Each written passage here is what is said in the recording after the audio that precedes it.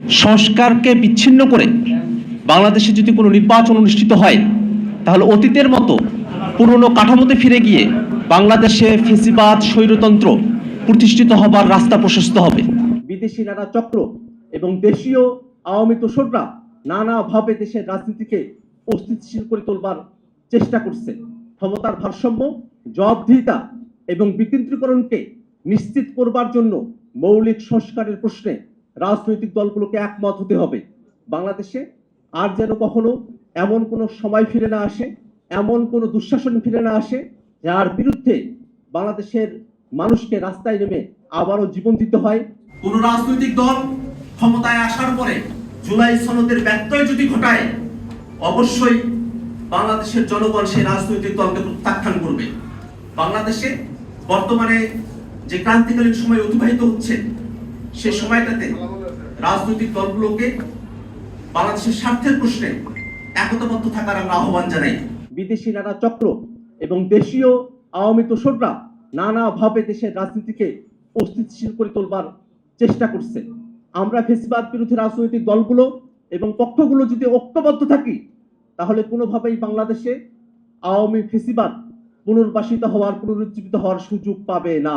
এবং এক্ষেত্রে গণ অভ্যুত্থানের সময়কালে যারা শহীদ হয়েছেন তাদের রক্তের উপরে আমাদের শপথ নিতে হবে যে বাংলাদেশে যেভাবে আমরা ফ্যাসিবাদকে হটিয়েছি, একটি ফ্যাসিবাদী দলকে হটিয়েছি, তেমনি ভাবে আমরা যেন ফ্যাসিবাদী কাঠামো এবং সিস্টেমকে হটাতে পারি, বাংলাদেশকে গণতান্ত্রিক রূপান্তরের দিকে এগিয়ে নিয়ে যেতে পারি। ক্ষমতার ভারসাম্য, জবাবদিহিতা এবং বিকেন্দ্রীকরণকে নিশ্চিত করবার জন্য মৌলিক সংস্কারের প্রশ্নে রাজনৈতিক দলগুলোকে একমত হতে হবে। অন্তর্বর্তীকালীন সরকার নির্বাচনের সময় ডিসেম্বর থেকে জুনের কথা বলেছেন। সে সময়কালের মধ্যে যে কোনো সময় নির্বাচন অনুষ্ঠিত হতে পারে। আমরা নির্বাচনের পক্ষে আমাদের অবস্থান ব্যক্ত করি, কিন্তু অবশ্যই সেই নির্বাচনকে, যে বিচার প্রক্রিয়া শুরু হয়েছে, সেই বিচার প্রক্রিয়াকে দৃশ্যমান পর্যায়ে উন্নীত করে এবং সংস্কারকে বাস্তবায়নযোগ্য করে তারপরে নির্বাচনের দিকে অগ্রসর হতে হবে। আন্তর্জাতিক মানসম্পন্ন টেম্পার গ্লাসের ওয়ালটন গ্যাস স্টোভ, আপনার রান্নাঘরের পারফেক্ট পার্টনার।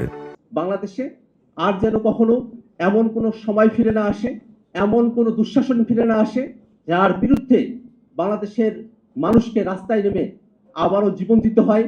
এমন একটি শাসন কাঠামো, এমন একটি রাষ্ট্র কাঠামো, এমন একটি রাজনৈতিক বন্দোবস্তের মধ্য দিয়ে বাংলাদেশ রাষ্ট্রটি সামনের দিনে পরিচালিত হবে। বাংলাদেশি নির্বাচন আবশ্যক, সেটা সংস্কার সমেত নির্বাচন। সংস্কারকে বিচ্ছিন্ন করে বাংলাদেশে যদি কোনো নির্বাচন অনুষ্ঠিত হয় তাহলে অতীতের মতো পুরনো কাঠামোতে ফিরে গিয়ে বাংলাদেশে ফ্যাসিবাদ স্বৈরতন্ত্র প্রতিষ্ঠিত হবার রাস্তা প্রশস্ত হবে। আমরা চাই বাংলাদেশের সংবিধান, বাংলাদেশের আইন এবং নীতিমালাগুলো এমনভাবে পুনর্লিখিত হোক যাতে করে স্বৈরতান্ত্রিক এবং কুক্ষিগত করে রাখবার যে মানসিকতা, সে মানসিকতা আইন, সংবিধান এবং নীতিমালাগুলোতে প্রাধান্য না পায়। বাংলাদেশের বিচার বিভাগ নিয়ে দীর্ঘ সময় ধরে আমাদের আফসোসের জায়গা রয়েছে, হতাশার জায়গা রয়েছে। যে বিচারালয়কে নাগরিকদের অধিকারের, নাগরিকদের আশা ভরসার সর্বশেষ আশ্রয়স্থল হিসেবে বিবেচনা করা হয়, সেই বিচারালয়ে যেভাবে নিয়োগ প্রক্রিয়া রাখা হয়েছে, সেই নিয়োগ প্রক্রিয়ার মধ্য দিয়ে দলীয় দাসত্ব সম্পন্ন ব্যক্তিদেরকেই বিচারপতির আসনে বসানোর পদ্ধতি তৈরি করে রাখা হয়েছে।